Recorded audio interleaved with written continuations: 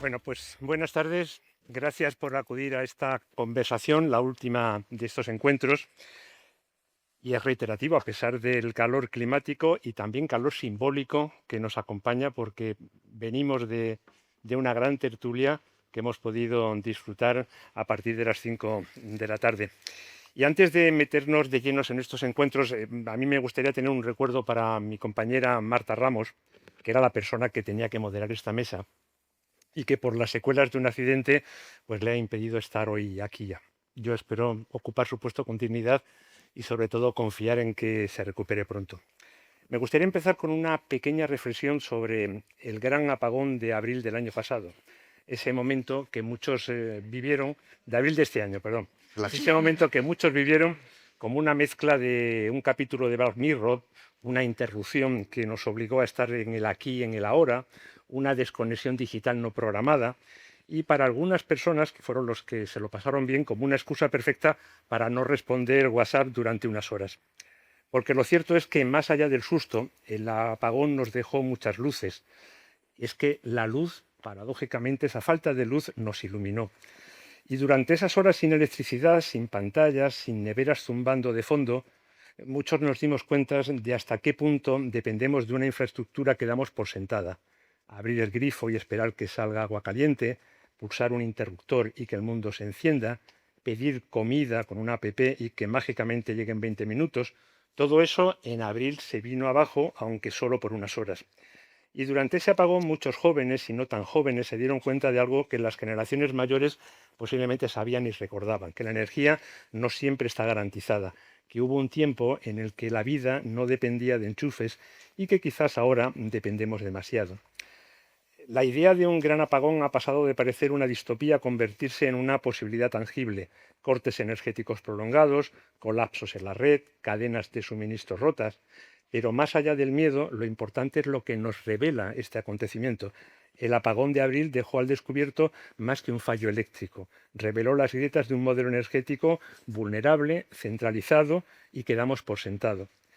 Y como suele ocurrir ante la incertidumbre, nos faltaron quienes no aprovecharon para reafirmar unas viejas certezas. De un lado, se culpó a las renovables y se reivindicó el regreso de los fósiles o de la energía nuclear. Desde el otro, se denunció el poder de las grandes eléctricas o el modelo capitalista que impera. El problema es que en ambos casos se aplican recetas ideológicas prefabricadas muchas veces antes de poder estudiar el fenómeno. Y eso es lo que puede impedir ver lo esencial. El modelo energético no es solo un problema técnico, es una pregunta vital. Y las preguntas vitales, ¿cómo queremos vivir? ¿Quién toma las decisiones que afectan a nuestras vidas? ¿Y qué papel queremos jugar como sociedad en un futuro que ya no puede esperar? Pero también ese día vimos otra cosa, vimos redes vecinales reactivándose, vimos velas compartidas en las ventanas, vimos conversaciones cara a cara en vez de cara a pantalla. Y eso nos hace preguntarnos, ¿estamos preparados para una transición energética real? ¿Qué significa vivir en un sistema dependiente de recursos cada vez más escasos o inestables? ¿Cómo convertimos la fragilidad del presente en la resiliencia del futuro? Así que, más allá del susto, el gran apagón nos dejó otra gran pregunta. ¿Estamos preparados como sociedad y como individuos para los desafíos energéticos y climáticos que vienen? Hoy tenemos la suerte de contar con tres personas que no solo piensan estas preguntas, sino que las trabajan y las encarnan desde perspectivas complementarias. Marta Peirano, de frente, que nos ayuda a leer el presente con lucidez y a imaginar futuros posibles desde la comunicación y desde la cultura crítica. Yayo Herrero, referente imprescindible en el ecofeminismo y la justicia ecológica. Y Eloy Sanz, que desde la ingeniería energética nos puede ayudar a traducir lo que ocurrió y lo que podría volver a ocurrir, que esa es otra pregunta, en términos comprensibles y quizás evitables. Así que, como decía un viejo anuncio, pues la energía ni se crea ni se destruye, pero hoy aquí vamos a transformarla en reflexión, en propuestas y ojalá también en un hilo de esperanza. Vamos a comenzar el debate. Si os parece, podemos empezar con unas preguntas generales, una para cada uno de vosotros. Marta, en tus textos sobre el apagón de abril hablabas de que el corte de luz reveló lo frágil que es nuestro sistema energético. ¿Crees que nos falta todavía una narrativa colectiva sobre la energía que nos ayude a entender no solo cómo funciona, sino qué modelo queremos? Hola, gracias. Gracias por haberme invitado y por haberme colocado en este panel con dos personas tan listas y tan, no sé, tan maravillosas.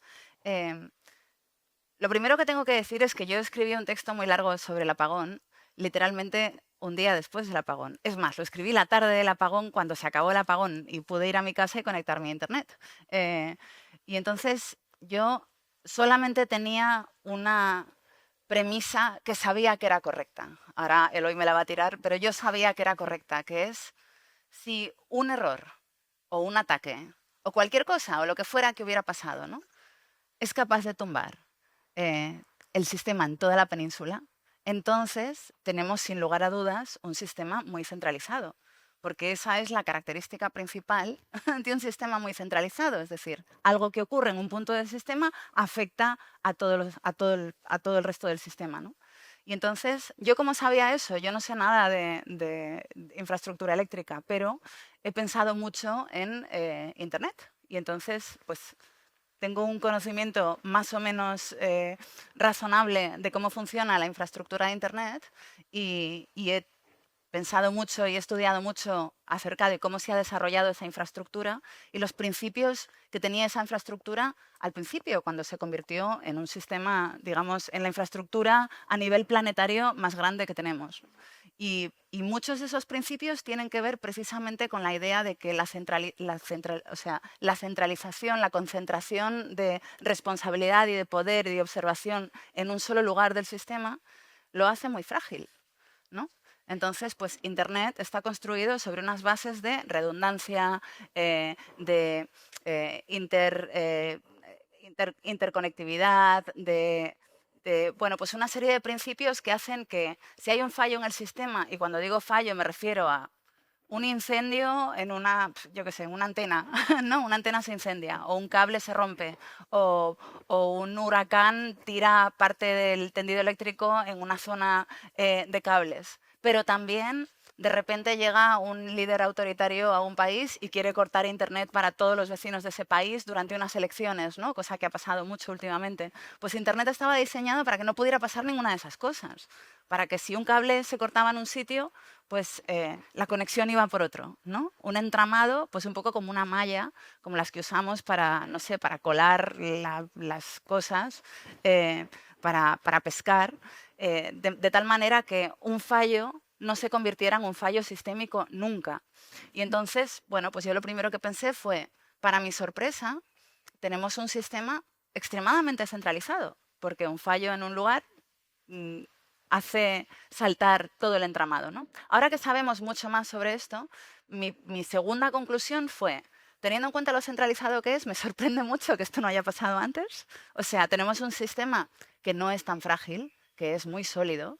Lo que pasa es que está en un proceso de cambio, ¿no? Está introduciendo variables para las que no está siendo lo suficientemente flexible. Pero teniendo en cuenta que este ha sido un apagón que ha durado 8 horas, siento que esa lección ha sido razonablemente pequeña. O sea, podía haber durado 8 días y no estaríamos hablando en este tono de esto, ¿no? Entonces, yo no creo que el sistema sea frágil. Yo lo que creo es que en este momento de cambio le falta flexibilidad.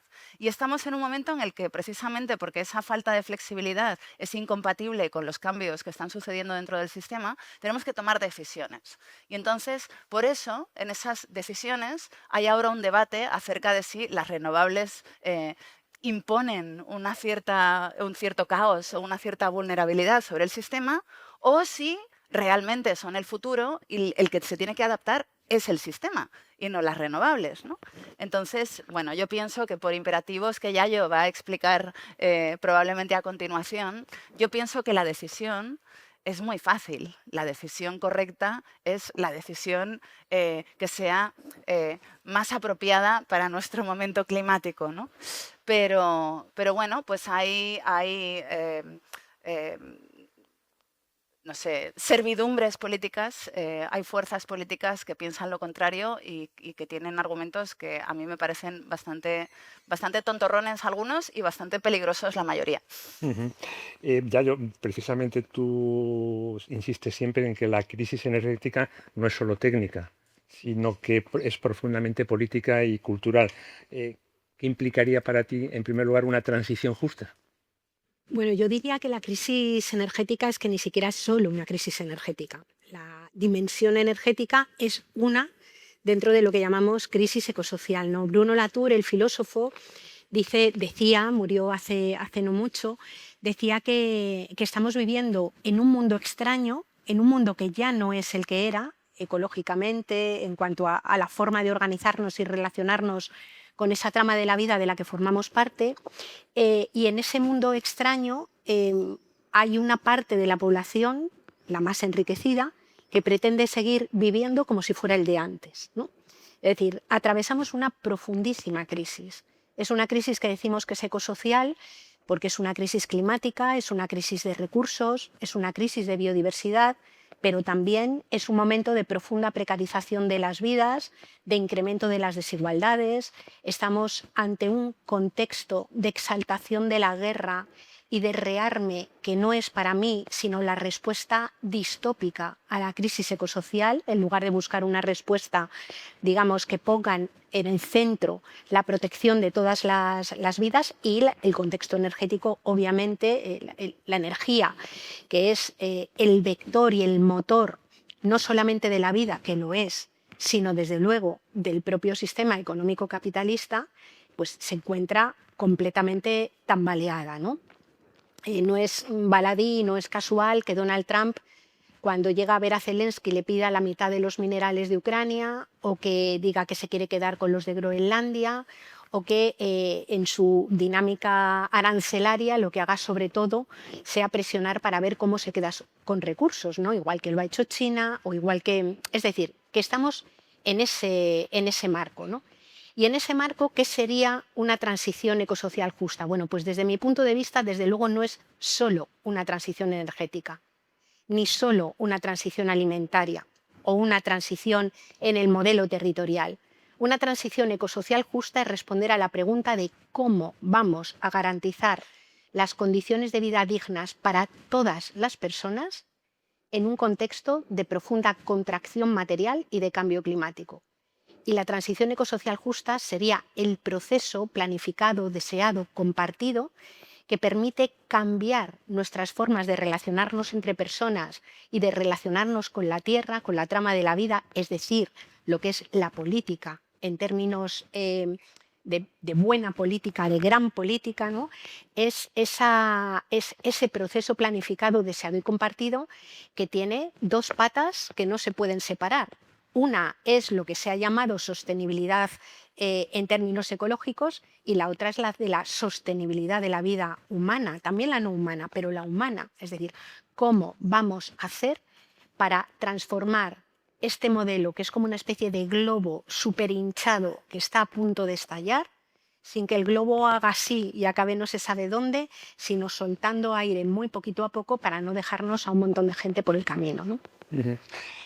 Hemos dejado al final a Eloy Said, que es el que más ha estado pronunciándose sobre lo que ha ocurrido ese 28 de abril pasado.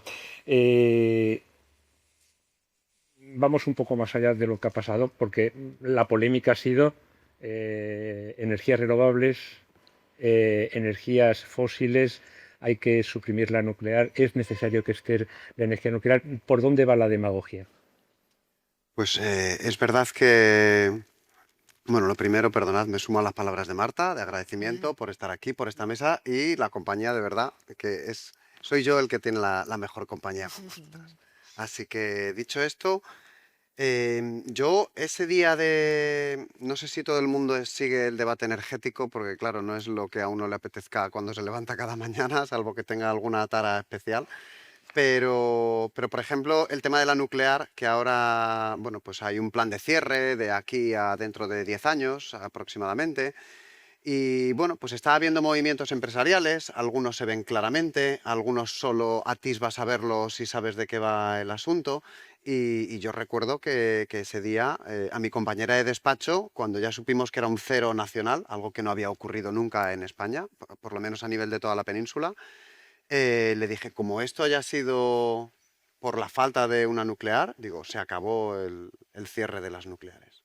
porque al final todo va operando. Luego, obviamente, no era debido a eso. Contestando a lo que decía Marta, bueno, pues el sistema eléctrico es lo suficientemente complejo para que, vamos, yo por lo menos no podría decir que lo entiendo, igual que alguien que sea médico, a no ser que sea muy especializado en el sistema circulatorio, pues es muy difícil decir que lo llegas a entender, porque, claro, tiene muchas variables, muchas interrelaciones, puedes tocar algo aquí, se está moviendo algo allá. De hecho, ahora que hemos empezado a ver algún informe, pues uno de los inicios de ese apagón fue por una oscilación de las que ocurre en Centro Europa, que dice, pues si estamos luego están hablando de Badajoz, ¿qué tiene que ver Badajoz con Letonia? Pues tiene que ver en tema de redes eléctricas.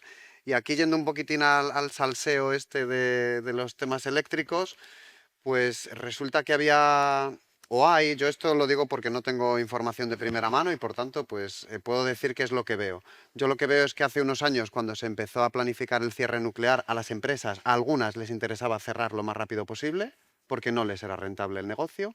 Ahora, desde el año 2021, con la guerra de Putin, que todo tiene que ver, pues subieron los precios del gas, todavía estamos en precios bastante elevados, ahora vuelven a hacer sus cuentas y dicen, oye, que ahora sí que me sale a cuenta estirar el chicle 2 o 3 años más, quizás no 10 o 20 como se exagera a veces. Y en este estirar el chicle, pues hay una guerra en si se deben de cerrar, si no se deben de cerrar, pero a veces esas guerras, como en los debates en una pareja o en un grupo de investigación de la universidad, no siempre son tan abiertas y no siempre se dicen tan cara a cara, y una de las cuestiones que hemos visto ha sido que se ha empezado a demonizar a las renovables con mucho espacio en prensa, con mucho espacio en opiniones, en medios de comunicación, que te hace sospechar de dónde sale todo ese espacio, porque al final, bueno, pues hay muchos patrocinios, hay muchas historias, y la cuestión es que si se demoniza a las renovables, igual que se me frena a mí la voz, las renovables se frenan un poquito y entonces entra el gas, entran más derivados del petróleo, entran otras cuestiones que en realidad son muy rentables, que en realidad dan mucho dinero a algunos. En gas fósil estamos gastando todavía mucho dinero. En movilidad no eléctrica, es decir, casi el 99% de la movilidad de este país, estamos gastando mucho dinero. Y no hace falta que yo diga quién es el CEO de Repsol y qué declaraciones sale haciendo de tanto en tanto. Entonces, hemos visto mucha desinformación que estaba soterrada y a veces se ha visto un poco más clara. Hay una guerra entre el gobierno y las empresas porque se van echando un poco la culpa del asunto. Está interesante el tema. Ujú. ¿Existe una vulnerabilidad del modelo de crecimiento? ¿Con el actual sistema económico podemos seguir a este ritmo?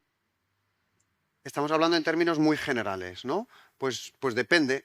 Depende de lo que llamemos, o depende de a qué crecimiento miremos. Si miramos al crecimiento de, por ejemplo, la extracción de recursos fósiles, pues está claro que no lo podemos hacer. Técnicamente lo podemos hacer. Desde hace, diría, decenas de años se viene preconizando este peak oil que nunca llega, pero llegará en algún momento. Me da igual si llega, si ha llegado hace 5 años o si llega dentro de 50. El caso es que llegará en algún momento.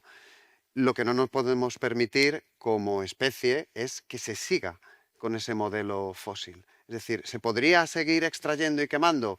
Si es que me da igual que se pueda, que creo que se puede durante unos cuantos años. La clave es que no nos lo podemos permitir.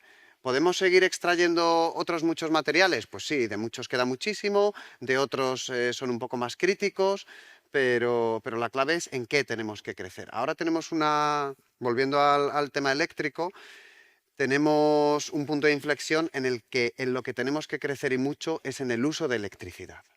Una de las soluciones que tiene el dejar de usar combustibles fósiles, por ejemplo, para calentar nuestras casas, es empezar a calentarlas con bombas de calor. Una de las soluciones que tiene el dejar de usar combustibles fósiles para movernos, pues es empezar a usar movilidad eléctrica, obviamente maximizando todo lo que se pueda del transporte público. Pero esa electrificación es un gran aliado. De hecho, hay redes importantes ya a nivel internacional que se llaman Electrify Everything.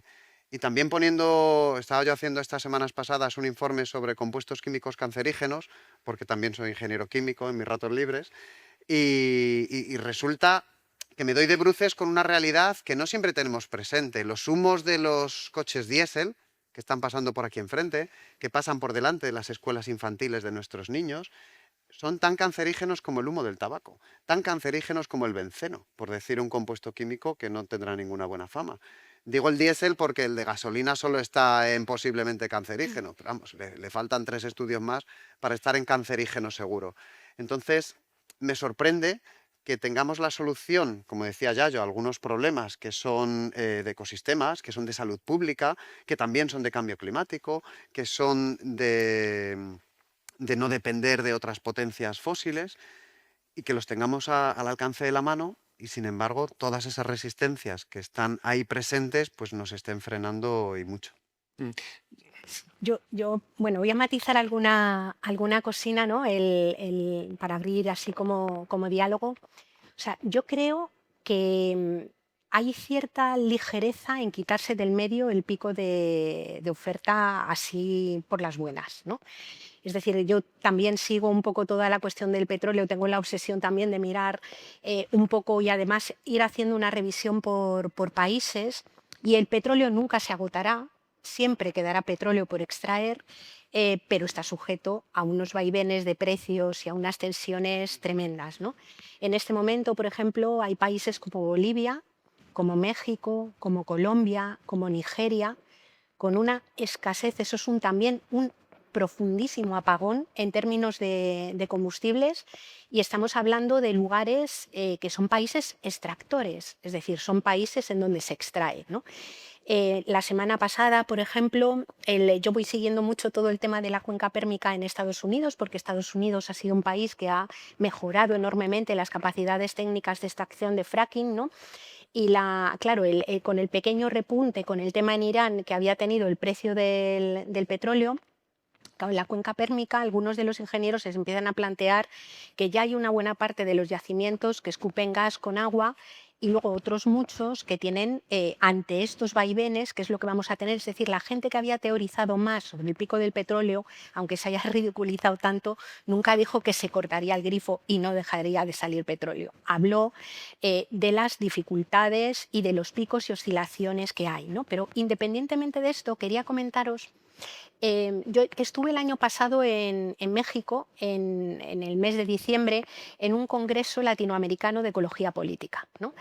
Fue un congreso súper interesante, hubo gente de todos los países latinoamericanos, de todos, y para que os hagáis una idea, aparte de las ponencias magistrales, duró 3 días, y cada día por la mañana y por la tarde había decenas de mesas en paralelo a las cuales obviamente no pude asistir, ¿no? En todas esas mesas había habitantes del territorio, académicas, había personas que trabajaban como ingenieras, había gente de empresas, ¿no? Y tenían sus debates sobre qué es lo que está sucediendo en el territorio con el agua, con los minerales, con la tierra, con los cultivos en América Latina. Todas las mesas acabaron exactamente igual, con la misma pregunta. Y la pregunta era: ¿cómo nos vamos a defender de la transición energética de los ricos? O sea, lo que quiero decir es que nuestra transición energética o las transiciones energéticas del mundo enriquecido en este momento ya se están llevando vidas por delante. Es decir, que cuando hablamos de escasez no estamos hablando de que se saque el mineral y se haya acabado para siempre, que no se acabará nunca para siempre. Estamos hablando que hay minas que ya no son rentables y cada vez se exploran muchos más territorios donde vive gente, donde viven pueblos y donde se están asesinando personas. Solo en América Latina cada año hay del orden de 300, en los últimos 3 años, entre 300 y 350 personas asesinadas, personas que son consideradas defensoras de la tierra, ¿no? Muchas de ellas viven en territorios donde han llegado empresas, incluso empresas de las que cotizan en el IBEX 35, que se alían con gente local o con empresas locales y que se dedican a extraer mineral o a generar energía hidroeléctrica para poder extraer mineral, ¿no? Que termina en, y eso también es directamente cambio climático. El cambio climático no solamente se genera por las emisiones de gases de efecto invernadero al quemar petróleo, sino que hay una parte importantísima del cambio climático que tiene que ver con los cambios de uso del suelo, que tiene que ver con determinadas actividades industriales, ¿no? Lo que quiero decir con esto es que analizar la crisis y la transición energética requiere una mirada más amplia y requiere una mirada que no sea colonial, porque resulta que el lugar en el que nosotros vivimos, toda Europa en general, ha construido un modelo de lo que llama desarrollo y un modelo tecnológico que hay que reconocer que reposa sobre los territorios, los bienes extraídos de muchos otros lugares, sobre una mezcla de genocidio y de terricidio, ambas cosas juntas, ¿no? Y en este momento, cuando vemos Congo, cuando vemos todos los lugares en donde hay guerras formales y no formales, en el corazón, en el epicentro del problema, nos encontramos la cuestión de los minerales, de la energía, del agua, del territorio. No digo que sea la única causa, pero es una causa estructural que no se puede dejar de mirar. Y entonces el dilema es, ¿qué transición ecosocial queremos? ¿Una transición en donde un pequeño sector de población, protegido por el poder económico, por el poder político y ahora también por el poder militar, parece ser, sostenga estilos de vida que están muy por encima de lo que hay en sus propios territorios? ¿O una transición, digamos, que mire las necesidades de toda la gente, que mire las necesidades del mundo y que pueda permitirnos pensar en que nuestros nietos puedan aspirar a tener una vida que esté libre de guerras? Y en ese proceso las energías renovables y limpias son clave. Son la clave, diría yo. Es decir, la transición energética es absolutamente crucial. Lo que digo es que no vale cualquier transición energética, que puede haber, digamos, cualquiera de las alternativas que desde los movimientos ecologistas hemos considerado maravillosas, desde la torre de control de un modelo económico que es capaz de sacrificarlo todo con tal de que la economía crezca, se convierten en monstruosas. Sí, yo sumando o casi incluso titulando todo lo que acaba de decir Yayo, una de las cosas que me sorprenden siempre cuando investigo desde lo técnico, que es un poco mi terreno particular, este tipo de aspectos del desarrollo y del progreso y del momento en el que vivimos, una de las cosas que más me sorprenden es que las premisas que manejamos casi siempre son mentira. Es decir, una mentira habitual es la de que esto es un problema técnico. Es decir, estamos hablando constantemente de la crisis climática o de la crisis energética o del petróleo, etcétera, como si fuera un problema técnico, como si lo que necesitáramos son ingenieros mucho más listos, ¿no?, que vengan aquí a hacer unos cálculos con, yo qué sé, inteligencia artificial y que entonces, y de hecho, la base misma o sea, el titular de la industria de la inteligencia artificial es verdad que estamos gastando más energía y estamos comiendo más suelo y estamos produciendo más CO2 que casi ninguna otra industria ahora mismo a una velocidad supersónica, pero bajo la premisa de que en cuanto consigamos algo imposible de momento, por cierto, que es la inteligencia artificial general, es decir, una inteligencia que nos supere a nosotros, entonces esa inteligencia será como un ingeniero muy, muy listo que podrá resolver la crisis climática, ¿no? O sea, detrás de todo esto está la idea de que esta crisis es un problema técnico. Y no es verdad. Y no es verdad porque tenemos los conocimientos, la tecnología y la experiencia suficiente como para resolverlo. Y hemos decidido desde hace mucho tiempo no hacerlo. La segunda mentira es que esto es un problema de falta de recursos, ¿no? Esto es un problema de escasez. Somos muchos y no hay suficiente, cuando en realidad es un problema de distribución. Somos muchos, pero la mayor parte de los recursos los acumula un porcentaje minúsculo de la población, menos de un 1%, mientras que el resto, ¿no?, están trabajando para conseguir esos recursos para ese menos del 1%, ¿no? Es decir, son premisas fundamentales del momento en el que vivimos y que se utilizan constantemente, son como los algoritmos que se utilizan para los programas que lo rigen todo. Y sin embargo son mentira. Y entonces generan error, ¿no? Generan este error permanente de pensar que tenemos que acelerar una industria tecnológica que malgasta recursos para solucionar el problema climático, pensar que, bueno, que estamos viviendo ahora un momento en el que todas las guerras son territoriales, son guerras por el territorio, son todo guerras coloniales. No habíamos visto esto en mucho tiempo, ¿no? Algunas son evidentes, mucha gente piensa, yo entre ellos, que ya estamos en una tercera guerra mundial y que esa guerra empieza con la invasión de Crimea. Es decir, que no ha empezado ahora, ¿no? Sino que ha empezado hace unos años. Pero otras son menos evidentes, como por ejemplo la mayor toma de territorio de los últimos años la han hecho las empresas tecnológicas que están colonizando Europa, entre otros lugares, con sus centros de datos. Centros de datos que llegan a nuestros países, que consumen nuestra agua, que en nuestro país, por ejemplo, pues es un servicio público, es decir, que se están bebiendo nuestra agua potable. Una cosa interesante de los centros de datos es que necesitan agua potable, que no pueden usar otra agua porque los residuos que dejan las otras aguas, como que una de dos, o corroen el sistema o lo llenan de bacterias, ¿no? Entonces, pues necesitan usar el agua que nosotros necesitamos para beber, para beber y para vivir. Y entonces estamos empezando a competir con unas monstruosidades que se instalan en nuestro territorio y sobre las que no sabemos prácticamente nada, ¿no? Pensamos que van a generar empleo, aunque históricamente nunca ha sido verdad. Y entonces esto también es una guerra por el territorio. O sea, los países donde están mejor instaladas, como por ejemplo en Irlanda, ya están consumiendo el 21% de la energía local, están compitiendo con las industrias locales, están compitiendo con las casas. Es decir, las casas en esta jerarquía son las últimas, ¿no? Las familias son las últimas de esta jerarquía. Con el agua va a empezar a pasar lo mismo, en Latinoamérica ya pasa lo mismo, en África ya pasa lo mismo, en partes de Australia ya pasa lo mismo.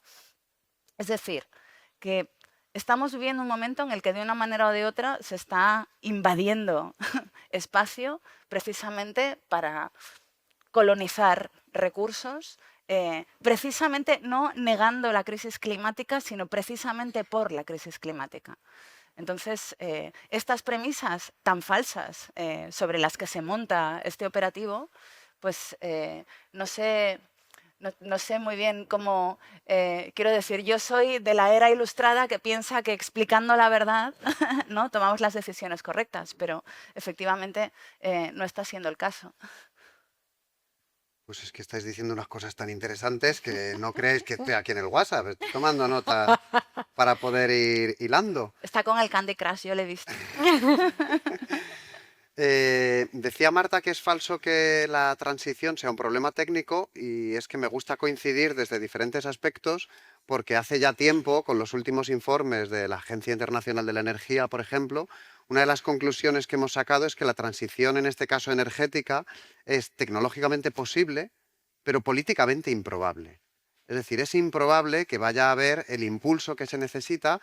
Bueno, pues sencillamente porque no está entre las prioridades de la población, que cada uno legítimamente puede tener las que quiera, pero yo algunas veces de broma, cuando dejo a los niños en el cole, cuando eran las últimas elecciones municipales, yo decía, yo tengo la candidatura perfecta para que pierda, que es prohibir la circulación alrededor de los colegios de vehículos. Y suena un poco a broma, pero si hace 50 años hubiéramos dicho que había que prohibir, entre comillas, fumar a la gente en una habitación donde está un recién nacido, pues a lo mejor también nos hubiéramos reído. Y ahora a nadie se le ocurre y el que lo haga, si le echan, y si amablemente le invitan a salir, pues dirá, jolín, normal, claro, es que hay un bebé. Lo que pasa es que esto luego nos da pie a otras cuestiones. Por ejemplo, decía Marta también la problemática de las soluciones, ¿no? A veces, como la situación actual que tenemos, ya la tenemos y ya estamos acostumbrados, no le vemos tanto los problemas como a las soluciones que vienen, que efectivamente hay que buscárselos, ¿eh? Y el trabajo que hace Yayo con todas estas comunidades indígenas pues es de un valor incalculable, porque tenemos que hacer esa transición lo mejor posible. Como ella misma dice, es que hay que hacerla. Por tanto, vamos a hacerla de la mejor manera posible. A mí me sorprende cómo a veces, y no tengo ninguna, vamos a decir, simpatía hacia los centros de datos, que bueno, además son industrias, por llamarlo de alguna manera, que deja muy poco trabajo, que deja muy poco valor añadido, pero sin embargo, en este país el 80% del consumo de agua lo tiene la agricultura.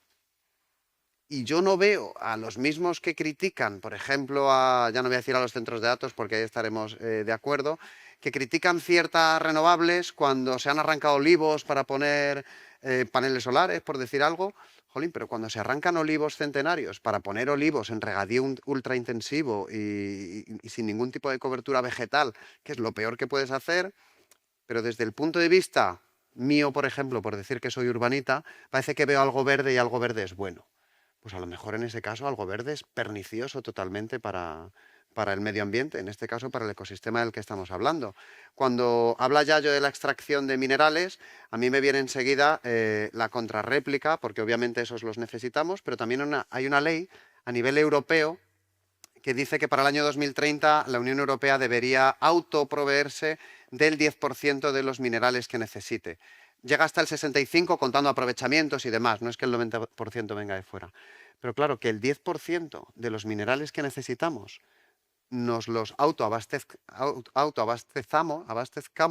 qué palabra, ¿verdad? Sí. Nos los saquemos de nuestro propio territorio, quiere decir que en Cáceres tiene que haber una mina de litio.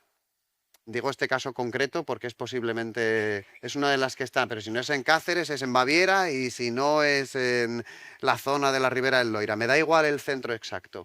Quiere decir que tenemos que ver esa externalidad negativa, porque obviamente tener una mina es una externalidad negativa, pero la tenemos que tener más cerca. Y este es precisamente uno de los problemas que yo le veo, aunque yo venga del mundo de la ingeniería, que más le veo a la transición. Lo fácil es seguir con mi coche, contaminando y usando un combustible fósil que se extrae en otras zonas, que provoca guerras en otras zonas, que provoca muertos que yo no veo, que provoca, bueno, simplemente la mitad de las materias primas que hay moviéndose en barco en el mundo ahora mismo son combustibles fósiles, es decir, que provoca más emisiones solo por el hecho de... Pero claro, es que tener un coche eléctrico o tener una bomba de calor, ¿no? Por no decirlo del coche eléctrico, que parece que queremos sustitución 1 a 1, y en mi caso no es así. Una bomba de calor, en vez de quemar gas en mi casa, que se lo estamos comprando indirectamente a Putin a veces, poner una bomba de calor quiere decir más electricidad, y si esa electricidad la quiero generar de manera limpia, quiere decir aerogeneradores. Aquí en Valladolid, o en Burgos, que hay muchos, o paneles solares en Extremadura. Pero claro, eso tampoco lo quiero. Con lo cual el problema y el nudo gordiano se va haciendo más importante, y efectivamente necesitamos gente que nos deis luz desde todos los aspectos, porque solo sacar lo negativo de lo que viene, pues a veces es una de las maneras de quedarme con lo que ya tengo, que es mucho peor. Ahí sí que estamos de acuerdo en que es mucho peor. Sí, a ver, alguna cosa, ¿no? A mí me parecía que era muy oportuno lo de traer el apagón a las jornadas, porque el apagón realmente es una metáfora. Yo creo que estamos viviendo una metáfora muy concreta porque nos quedamos sin luz, pero estamos viviendo un momento de contingencia. Es decir, están pasando cosas. La pandemia fue un apagón de la economía súbito, ¿no? La dana es un apagón de la vida corriente de repente. Es decir, estamos en un momento en el que los sucesos supuestamente imprevistos, porque no lo son tanto, y los sucesos contingentes ya son una nueva normalidad. Ojalá no lo hubieran sido, pero desde hace 50 años se venía planteando, ya hace 50 años, del informe Meadows sobre los límites al crecimiento, que advertía de todas estas cuestiones. Hubo momentos, o sea, fijaos que la primera vez que alguien habló de las posibilidades de que el CO2, o sea, quemar combustibles fósiles, pudiera cambiar el clima fue en el año 1856. Lo hizo una mujer que se llamaba Eunice Foote, y en el Congreso de los Estados Unidos, en los años 40 y en los años 50, se debatió seriamente, señores religiosos, blancos, capitalistas, sobre la cuestión del cambio climático, ¿no? Como de muchos otros problemas. Entonces, lo que hay es, desde mi punto de vista, una especie de abandono, ¿no? Y digo lo del abandono porque cuando estaba preparando la charla pensaba, ante las preguntas y temas que tú nos habías suscitado, claro, al final el apagón es también un eclipse, y etimológicamente la palabra eclipse se relaciona con abandono. Es decir, cuando surgió en la cultura griega, la palabra eclipse era como que de repente había astros que abandonaban el cielo, ¿no? Y el eclipse de la pandemia también nos mostró, eclipsó muchas cosas y planteó, algunas las has nombrado tú, cosas que aparecen de repente, y es que cuando de repente el mercado no basta para resolver los problemas de la gente, no se convierte en eso sagrado que lo resuelve todo, ¿qué es lo que brota? Pues lo que brota con una fuerza brutal es la comunidad. que es lo que hemos visto en la Dana, es lo que hemos visto durante la pandemia, que pasaron cosas feas, pero también una brutal explosión de comunidad. Y pasó también durante el apagón. Había alcaldes de alguna ciudad grande que tenían mucho miedo a los saqueos y lo que hubo fue gente echándose una mano, prestándose dinero porque no podía pagar. No quiero banalizar porque hubo gente que se quedó sin el respirador que tenía en casa. Hubo personas que necesitaban la electricidad para mantener la propia vida y pasaron mucho miedo y veremos a ver si eso ha tenido o no alguna consecuencia, ¿no? Pero lo que quiero decir es que estamos en un momento en el que no es solo el apagón energético, se producen apagones que son fallos, son como fractales, tienen la misma lógica y tienen que ver con esto que decía Isabel Stengers, de que de repente la trama de la vida ha irrumpido como agente político y es un agente político con el que no se puede negociar. Es decir, de aquí en adelante hablaremos de calor, hablaremos de agua, hablaremos de energía, hablaremos de minerales y hay una parte con la que no se puede negociar. Lo cambiable es cómo gestionamos eso y lo podemos hacer de dos maneras. Con el planteamiento de que en lugar de tener un mal funcionamiento, un modelo de mal desarrollo que es injusto, hay quien dice, lo que pasa es que sobra gente, que es la respuesta distópica que estamos viendo ahora mismo en esto que Naomi Klein y Astra Taylor han denominado el fascismo del fin de los tiempos, ¿no? Y hay otra respuesta, que es la de cambiar la vida en común. Y a mí no me gusta o discrepo a veces cuando se habla tanto de es políticamente inviable. No lo es, nunca se ha intentado. Nunca se ha cogido a la ciudadanía y se ha compartido con ella el momento en el que estamos, porque hay, desde mi punto de vista, una especie de elitismo a veces que decide qué es lo que la gente puede o no saber, qué es lo que la gente debe o no saber. Gente que es capaz de recibir un diagnóstico de su propio cáncer a la que le dicen que le queda 6 meses de vida, se puede creer que la mayor parte de la gente no es capaz de afrontar un proyecto colectivo y no es verdad. Históricamente eso no es verdad, ¿no? Precisamente, Marta, tú sueles hablar de la importancia de las redes descentralizadas y de las comunidades energéticas como una forma de empoderamiento ciudadano. Sí, de hecho, me encanta que ya yo saque el tema de lo políticamente inviable, porque es, bueno, entra dentro del marco que Mark Fisher llamaba el realismo capitalista, ¿no? Que es un poco esta actitud que para él era muy característica del gobierno de Margaret Thatcher, que era la idea de que todas estas ideas, ¿no? de la comunidad, de lo distribuido, de la responsabilidad compartida y el poder compartido, de la visibilidad, la transparencia, eran todos como tonterías de gente que no sabe cómo funciona la política, ¿no? Es decir, el realismo capitalista es todo lo que no es el fascismo es una tontería. Y estamos viendo ahora como casi la política extrema de eso, ¿no? Que es la idea de que todo lo que sabemos que es verdad, que es que efectivamente las comunidades, hay pues, gente que se ha pasado la vida describiendo este tipo de fenómenos, ¿no? Por ejemplo, Rebecca Solnit tiene un montón de libros que hablan de esto. Hay algunos explícitamente Una luz en la oscuridad, Un paraíso en el infierno, que habla de pues, qué es lo que pasa pues, después de que un huracán Katrina o de un huracán María pase por Puerto Rico, por ejemplo, ¿no? Qué tipo de comunidades surgen del desastre cuando las instituciones han abandonado por completo a la población y esa población se encuentra en un momento de excepcionalidad absoluta porque ya no es que estén viviendo un apagón, sino que no tienen ni carreteras. O sea, cuando todo se ha roto, ¿no? ¿Qué es lo que pasa?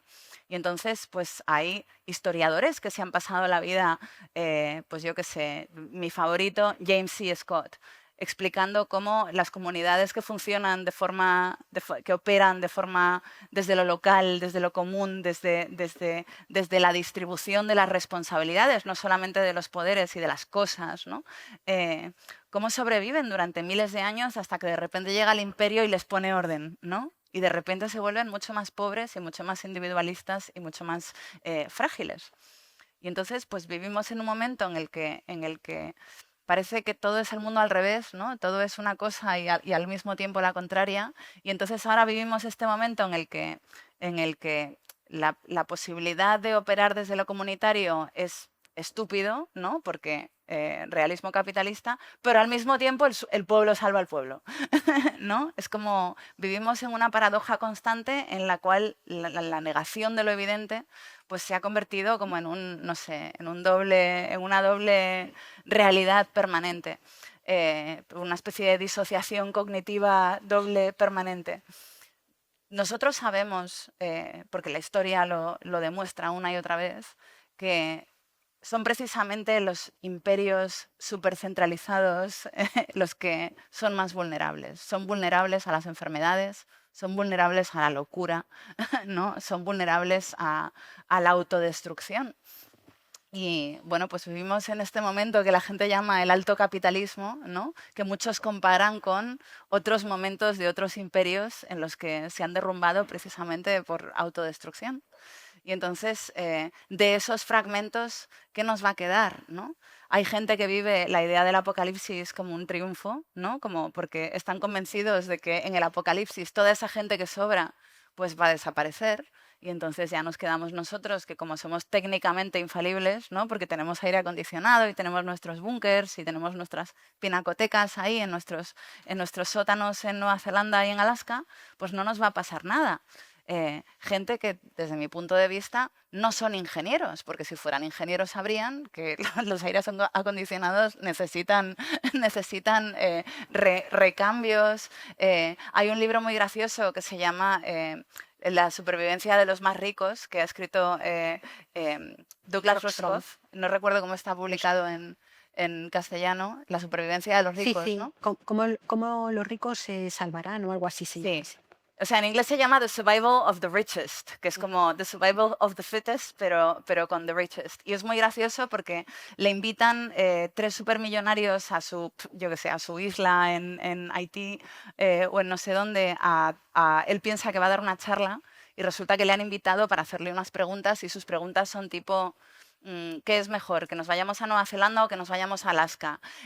O ¿cómo hago para controlar a la gente que se ocupa de la seguridad de mi casa? Es decir, a mantener a mi familia a salvo de todos esos muertos de hambre desesperados que nos van a querer matar, ¿no? Después del apocalipsis. ¿Cómo hago para que no sean ellos los que nos maten, ¿no? Y entonces les preguntan un collar, ¿no? Que yo pueda, pues, esta serie de preguntas, ¿no? Y claro, las preguntas que les hacía el hombre este, Rushkoff, era...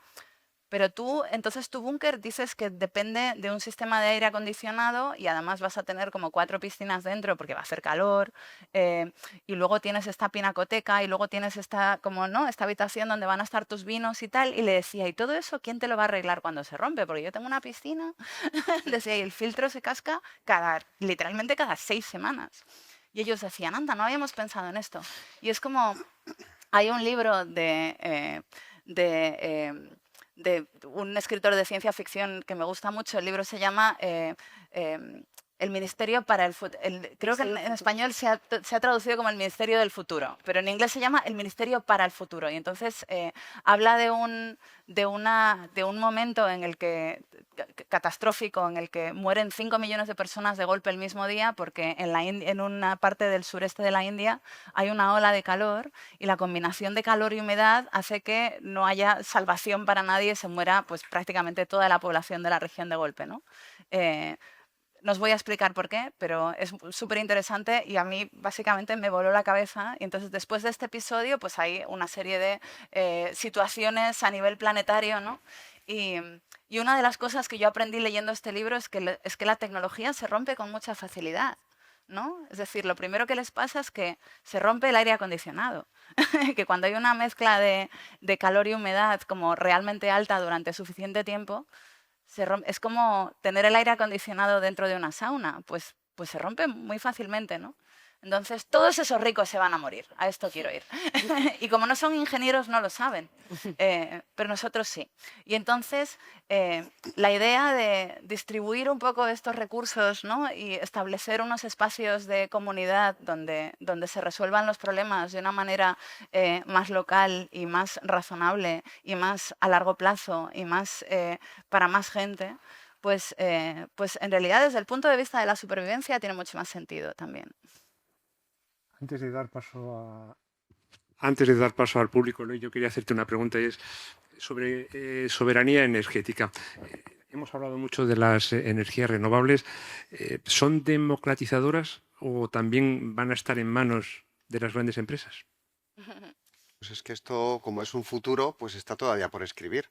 La realidad del presente es que si miramos la estructura de la propiedad de los grandes generadores de electricidad que ha habido hasta que han saltado las renovables, es decir, nucleares, ciclos combinados de gas y térmicas de carbón, pues entre 2 o 3 empresas tenemos por lo menos el 70 al 80%. Esto a día de hoy ya no está pasando si miramos esa estructura para eólica, para solar fotovoltaica, para hidráulica sí, porque claro, como son grandes obras, etcétera, es decir, ya las renovables se están democratizando porque están mucho más repartidas. La pregunta es, ¿están todo lo democratizadas que deberían? ¿Podrían estarlo más? Porque claro, la respuesta es claramente no. La empresa A, que operaba una térmica que quemaba carbón, pues lo que quiere es seguir manteniendo esa gran parcela de negocio, pero con otra tecnología. A muchas de las empresas con las que yo me he encontrado a lo largo de mis años, sinceramente les importa la transición energética y a otras no. Otras lo único que quieren son pues hacer un negocio, ¿no? Me da igual vender chicles que vender electricidad verde. Y como son muy buenos en marketing, no hace falta que sean de las grandes, ¿eh? Las pequeñas también pasa. Como son muy buenos en marketing, pues al final tú parece que te crees que a esa empresa le importa algo. La verdad es que tenemos herramientas para que esto no suceda, pero esas herramientas tienen que venir de la política, tienen que venir de quien toma las decisiones. Hay parlamentos autonómicos, Castilla y León no es uno de ellos, en el que ponen unos mínimos, por ejemplo, que para una planta de a partir de X tamaño, pues tú tienes que ofrecerle un porcentaje de esa planta en bonos a la población local. Es decir, pues si esa planta cuesta 1 millón de euros, al pueblo donde lo voy a poner le tengo que ofrecer en bonos como si fueran pagares, ¿no? Que se los voy a remunerar al 6, al 7%, o sea, son inversiones generosas, y están obligados a hacerlo en esos ayuntamientos o en esas comunidades. Hay otras regiones en las que esto no sucede. Esta misma semana hemos visto cómo los límites para el autoconsumo, es decir, para que yo pueda poner un panel solar en aquel tejado, pero mi casa está aquí, se han ampliado de 2 kilómetros a 5 kilómetros. Esto hace 2 o 3 años eran 500 metros. ¿Por qué no fueron 5 kilómetros desde el principio? O la opinión que yo tengo, que es allá así como técnico, vuela la cabeza. ¿Por qué hay un límite? ¿Por qué no puede ya yo en Cantabria poner unos paneles solares y que esa electricidad me compute a mí en mi casa de Madrid? Porque es imposible que yo ponga paneles en mi edificio, fijaos, 66 vecinos en un solo bloque. Sí, eso es muy eficiente energéticamente, pero yo no puedo poner, lo tengo tapizado de paneles solares, pero tocamos a muy poquito por vecino. A lo mejor ella en su tejado le sobra tejado. Porque que no sé si vives en una casa, pero estoy construyendo argumento, ¿no? Imaginaos que vive en una casa y le sobra tejado y pone autoconsumo y no rellena ese tejado. Eso es una ineficiencia. ¿Por qué no lo ha rellenado? Porque no le hacía falta. Pero es que a lo mejor en toda su comarca no le hace falta a nadie, a 5 kilómetros a la redonda. ¿Por qué no lo pueden usar en Santander, por no irme a Madrid? Pues no lo entiendo. Que habrá que poner un peaje por ese paso de la electricidad desde un pueblo a otro o a una ciudad. Bueno, pues que se ponga, pero ¿por qué no lo aprovechamos? Tenemos bueno, muchas cositas de donde ir rascando. Sí, yo un poco tirando de ahí, nosotros hemos puesto alguna, ahora estamos en pleno proceso de intentar crear una comunidad energética en el pueblo, ¿no? Pues Y suerte, bueno, sí, porque sí, ahí andamos. Yo iba a comentar un poco, escuchándos a los dos, cuando hablabas claro, es que a mí un ser que me fascina es Elon Musk, ¿no? Claro, tú ves a Elon Musk que promete básicamente él ya dar la Tierra por perdida. Elon Musk no es un negacionista del cambio climático. Él dice simplemente que la Tierra ya la da por perdida. Recursos, tal y cual. Y entonces su plan, sin fisuras, es el tema de marchar a Marte, ¿no? Y es muy interesante leer su manifiesto, porque Elon Musk lo que dice es que dentro de unos 60 años, 1 millón de personas podrán vivir en Marte. Y luego describe cómo se vivirá en Marte. Dice, tendrán que vivir en cuevas porque no se puede respirar el aire de Marte, ni se puede aguantar la radiación de Marte. Tendrán que cultivar sus alimentos, fabricar su agua, reciclar su propia caca. Es decir, en Marte la promesa es vivir como permacultores y uno dice, ¿y no lo podremos hacer aquí que es como más fácil y lo tenemos todo. Y además dice 1 millón de personas. Somos 8.200 millones de personas. Es una propuesta brutal y obscenamente supremacista, porque ya os digo yo que ninguno de los que estamos aquí seríamos, en el caso de que esa fricada fuera posible, seríamos de los que fuésemos a Marte, ¿no? Entonces, bueno, hay todo ese tema de las mentiras y todo ese tema de la fascinación que le genera a la gente lo tecnológico en una cultura que nos hemos educado con el tema de que ya se inventará algo que lo resuelva absolutamente todo, ¿no? Me parece que es un problema. Igual que lo es, digamos, no poner los ojos en el lugar en el que estamos. Yo ahora en los últimos 2 años me he hinchado a hacer talleres en un montón de lugares, pueblos, barrios, sobre transición ecosocial justa, ¿no? Porque me interesaba mucho investigar cómo la gente que no es o no pertenece o no está vinculada al movimiento ecologista reacciona cuando te pones a debatir sobre transición ecosocial justa, compartes los diagnósticos con dureza, vamos, con realismo, quiero decir, y haciendo esto que se dice tantas veces que no se puede hacer porque a la gente le da bajona, ¿no? Bueno, pues en todos esos decenas de talleres, lo que nos hemos encontrado como conclusiones son, en primer lugar, la mayor parte de la gente sabe que tenemos un lío de 3 pares de narices delante, que atravesamos una crisis profunda. No la saben describir bien o de forma clara o la conectan toda, pero saben que tenemos un problema que es estructural y es grave. Las palabras más repetidas de la gente son agotamiento, incertidumbre, miedo, vamos, malestar. O sea, hay en general una situación de malestar. Hay, desde mi punto de vista, una peligrosísima falta de confianza en las instituciones públicas. Una falta de confianza en general en los partidos políticos, también en todos los partidos políticos de las izquierdas, ¿no? o progresistas, por así decir, que trabajan las cosas de la crisis ecológica en mayor medida. Y hay una convicción de que se necesitan redes y estructuras de confianza entre personas porque hay la convicción de que o hay gente, una cierta masa crítica que quiere estos cambios o quienes están en las instituciones no los harán nunca, porque es confrontar contra todo un modelo, ¿no? Entonces, dicho esto, lo que quiero decir es que cuando trabajas con estos colectivos y empiezas a ver el tipo de propuestas que hacen, yo lo he hecho hasta con mi alumnado de la universidad este año, chavales y chavalas de 18 años, lejos de dar bajona, el hecho de reconocer qué momento estamos viviendo, comprenderlo y ver algunas vías de trabajo, lo que te coloca y lo que te otorga es, te coloca como sujeto responsable, responsable que no culpable, que es distinto. Responsable quiere decir que te conviertes en un sujeto activo para transformar, ¿no? Y hay mucha gente pasándolo muy mal, no hace falta irse, yo antes hablé de América Latina, pero es que aquí la mayor parte de la gente joven termina una carrera, habla inglés y ha hecho el máster y no encuentra casa y no puede elegir ser padre o madre porque la precariedad que en un momento en el que los sueldos mínimos interprofesionales han crecido es brutal. Es que no hay problemas solo fuera, es que dentro de nuestro país hay mucha gente pasándolo muy mal, ¿no? Pues vamos a dar paso, se me escucha ahora. ¿Alguna pregunta del público? En la cuarta fila.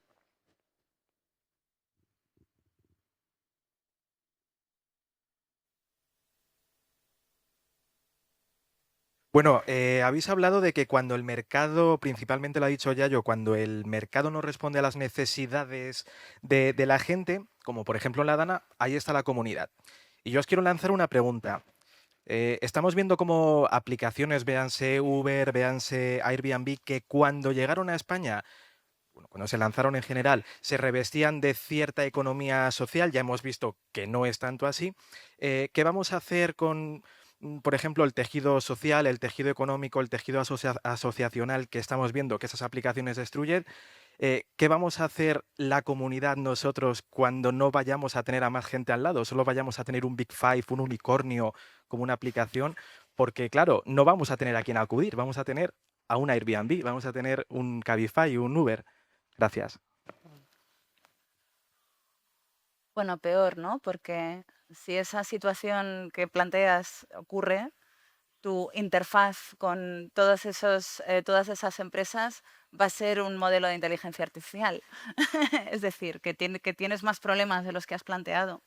Eh, yo creo que todas esas empresas deberían ser ilegales. Primero porque tienen una actividad económica que en países como el nuestro está regulada de una manera y se saltan esa regulación. Segundo, porque tienen una fiscalidad que no corresponde a la de las empresas que hacen ese tipo de actividades, como los hoteles, los taxis, etcétera. Y tercero, porque efectivamente rompen el tejido social. Pero lo que sí que hacen, que yo creo que es positivo, es integrar a partes de la población que no se pueden integrar de otra manera, ¿no? Por ejemplo, pues el Uber se ha convertido en uno de los principales recursos de gente que no habla bien el idioma y que no conoce bien el espacio. ¿Por qué? Pues porque te permite recoger a alguien y dejarlo donde quiere ir sin necesidad de intercambiar palabra y además te permite trabajar en una ciudad en la que nunca has vivido gracias a un mapa interactivo. Y entonces yo creo que esto es positivo. Lo que pienso también es que ya va siendo hora de que las ciudades españolas inviertan en una tecnología, unas plataformas similares que conecten a todos los restaurantes, por ejemplo, de Valladolid con unos sistemas de reparto apropiados, que conecten pues, a eso, a todos los taxis con unas aplicaciones que te permitan ese tipo de cosas. Es decir, que la tecnología no es mágica, sabemos cómo hacerla, ¿no?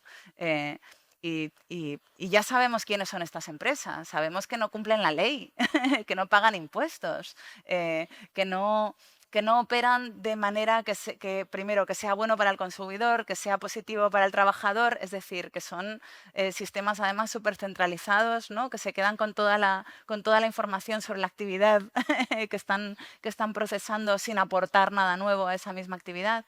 Y entonces, bueno, pues lo que tenemos que hacer es ilegalizarlas y socializarlas.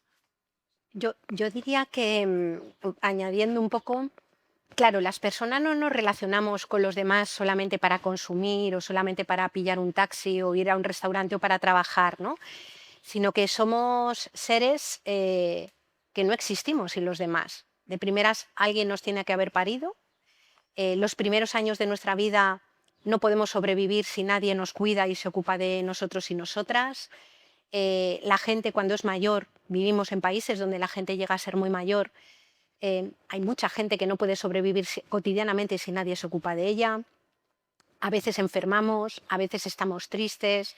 Lo que quiero decir es que los afectos, la interdependencia humana, el hecho de habitar un cuerpo que es vulnerable, que quiere decir que es un cuerpo necesitado, en un marco en las que las necesidades no se pueden abordar en soledad, hace, y yo creo que hace, que al final haya también una potente red alrededor de resistencia que está basada en relaciones de apoyo mutuo, de cooperación, a veces simplemente de subsistencia, simplemente para sobrevivir, ¿no? Es decir, tenemos toda esa realidad de máquinas que se nos ponen delante y mucha gente que resiste también a ello, ¿no? Yo en la residencia de mi pueblo, por ejemplo, que está al lado de mi casa, hay un montón, es una residencia maravillosa, hay un montón de maquinaria y demás, pero hay un trabajo de tocar y un trabajo de atender a las personas y escucharlas que sigue siendo un elemento de resistencia brutal. O sea, los seres humanos somos seres tremendamente sociales, somos seres además, como muchos otros animales, profundamente empáticos, tenemos la capacidad de sufrir con el sufrimiento de otros y de complacernos con la alegría de otras personas, y eso es lo que brota. No es que cuando hay un momento de contingencia la comunidad brote porque mágicamente brota, sino porque en momentos de dificultad es la colaboración entre gente, y así nuestra especie es como se ha mantenido, ¿no? Y no solamente nuestra especie, sino toda la trama de la vida. La trama de la vida se ha resaltado enormemente todas las relaciones de competencia, pero nuestra vida es fundamentalmente una estrategia de cooperación, ¿no? Y eso, bueno, pues también opera ahí. Yo quisiera decir una cosa también sobre lo que ha dicho Yayo, perdón. Hay un estudio bastante conocido sobre una ola de calor que hubo en Chicago en los años 80, en el que básicamente llegaron a la conclusión de que la gente que había sobrevivido con más facilidad a la ola de calor, en la que murió mucha gente, o sea, fue una ola muy dura, era gente que vivía en los barrios latinos porque tendían a pasar las crisis juntos. Que la mayor parte de la gente que murió era gente que a lo mejor tenía mayor poder adquisitivo, pero estaba viviendo sola, ¿no?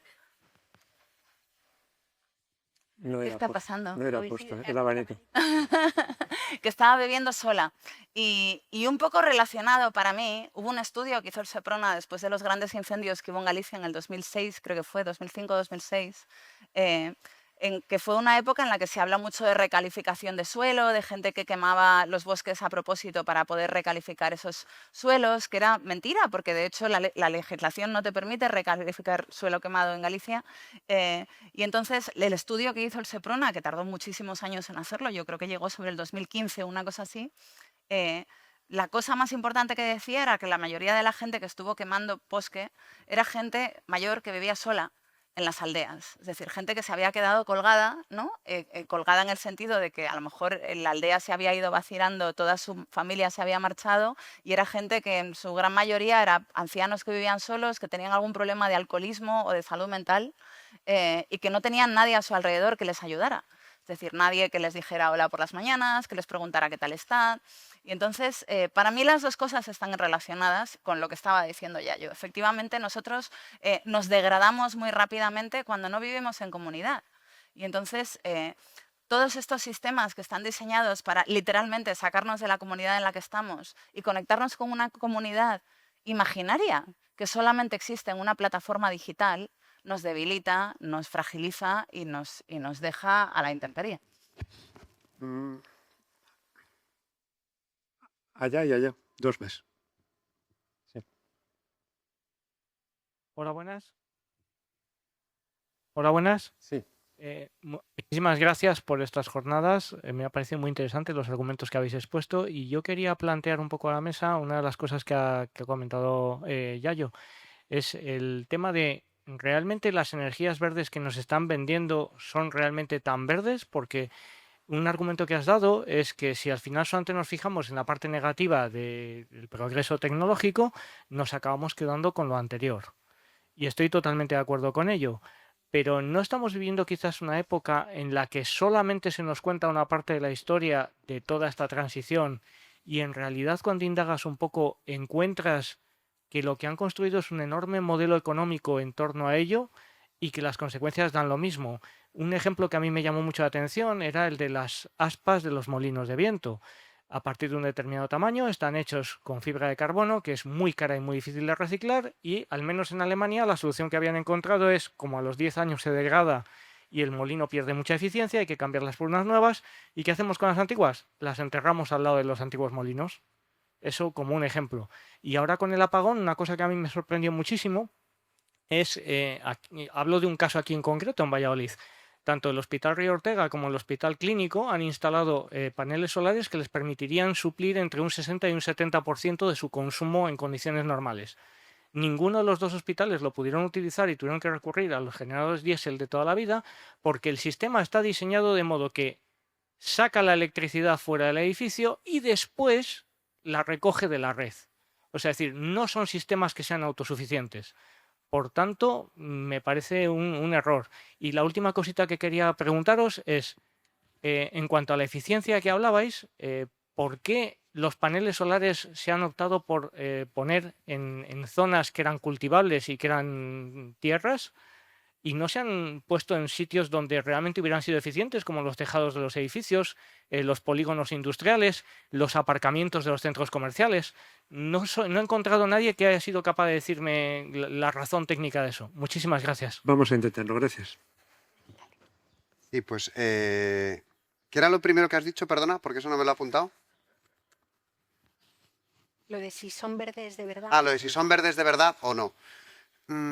Pues es que yo creo que somos presa de la desinformación. cuando hablamos ahora sobre vehículo eléctrico, por ejemplo, ¿no? O paneles solares o estos aerogeneradores, creo que somos presa de esa desinformación que, por ejemplo, en Estados Unidos se ha estudiado y se ha demostrado que estaban defendiendo desde las petroleras, ¿no? Que estaban incluso patrocinando a grupos de oposición a las energías renovables, precisamente porque son su competencia. No hay ninguna actividad humana que no tenga impacto. Toda actividad humana tiene impacto, simplemente tendremos que elegir la que más o menos impacto tenga. Bueno, si solo eligiéramos en función del impacto, cosa que obviamente no ocurre. Entonces, un aerogenerador, efectivamente esa parte de las palas que tú comentas es de difícil reciclaje.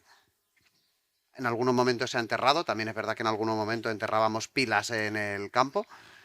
A día de hoy se puede reciclar una parte, bueno, más que reciclar sería reutilizar, porque la calidad de fibra de carbono para la pala esa ya no se consigue. Se puede volver a convertir en otras cosas. Pero es que ojalá que ese fuera nuestro problema. Es que a día de hoy los residuos de los combustibles fósiles no se están enterrando en el suelo, se están vertiendo en el aire que estamos respirando todos. Y eso, a todas luces, bajo cualquier punto de vista, es muchísimo peor. Ya digo, esto no es una carta blanca para hagamos ahora cualquier cosa y de cualquier manera. Sobre la segunda parte del autoconsumo que comentas, yo creo que todo autoconsumo es bueno. No hay ningún... Bueno, hay algún ejemplillo que no. Por ejemplo, cuando yo venía ahora por la carretera, eran las 6 de la tarde, que es cuando más temperatura hay, y había algunos campos regándose.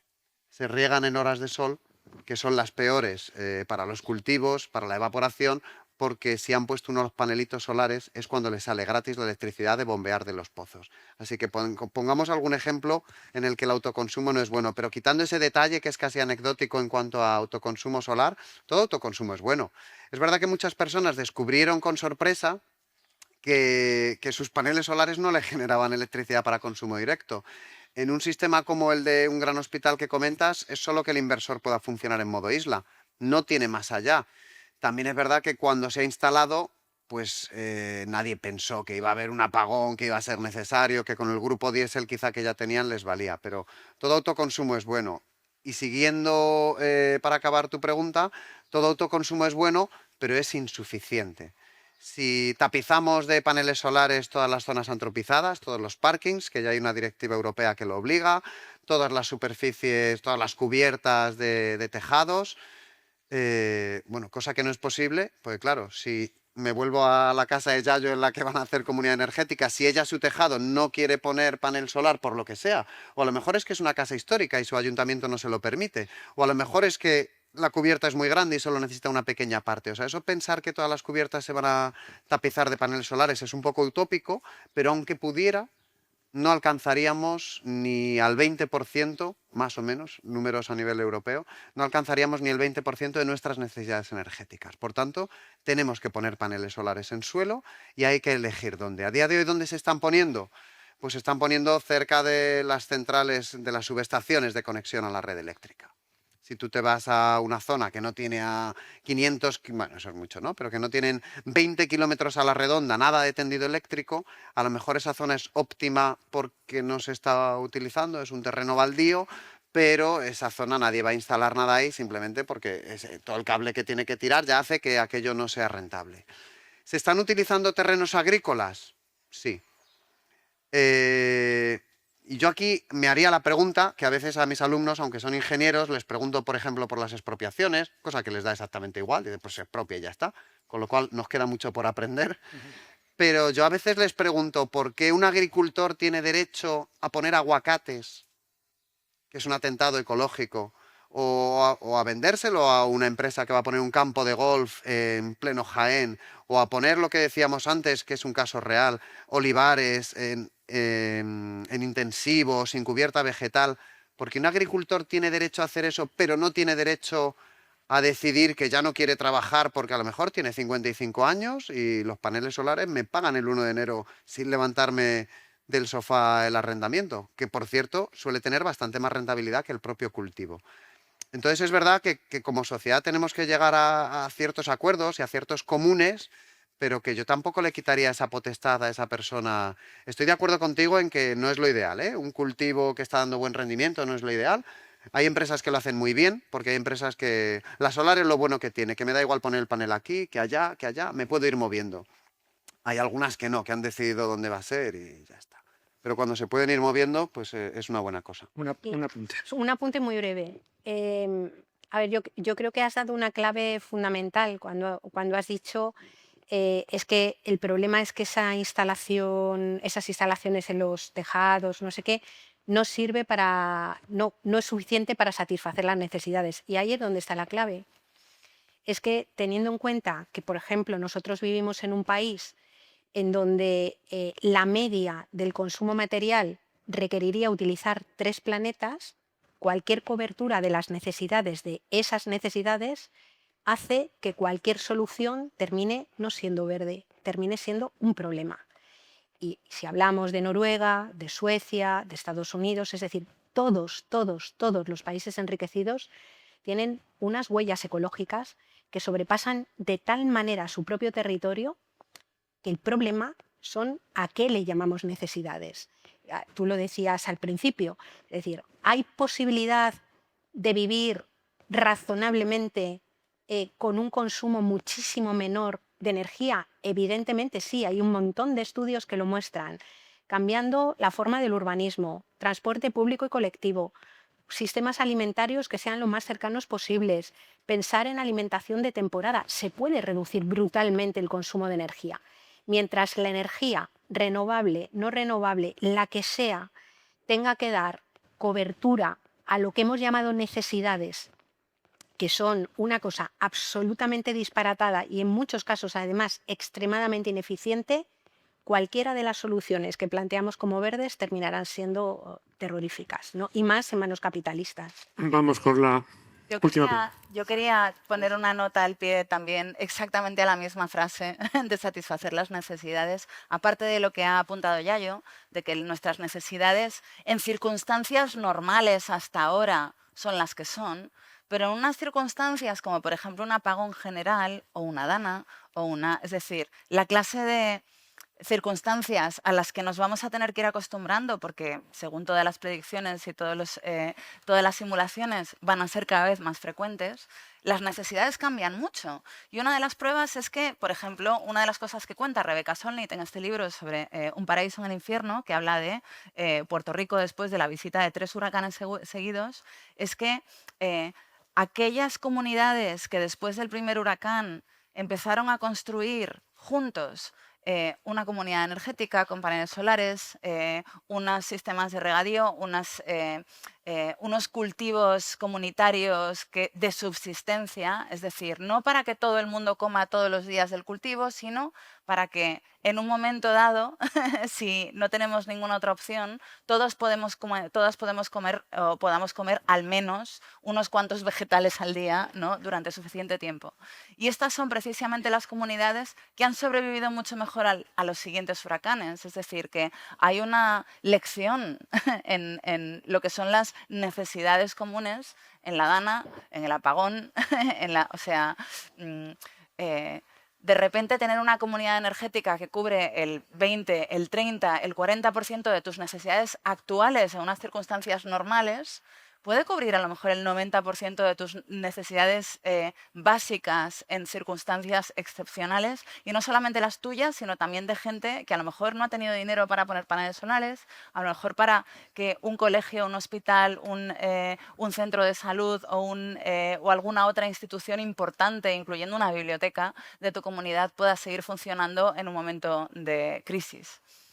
Vamos con esa última pregunta. Buenas tardes. Quería preguntar, al hilo de la pregunta anterior que hablaba de las placas, ¿qué minerales utilizamos para hacer la placa solar? ¿Y cuántas fábricas en España tenemos para hacer estas placas?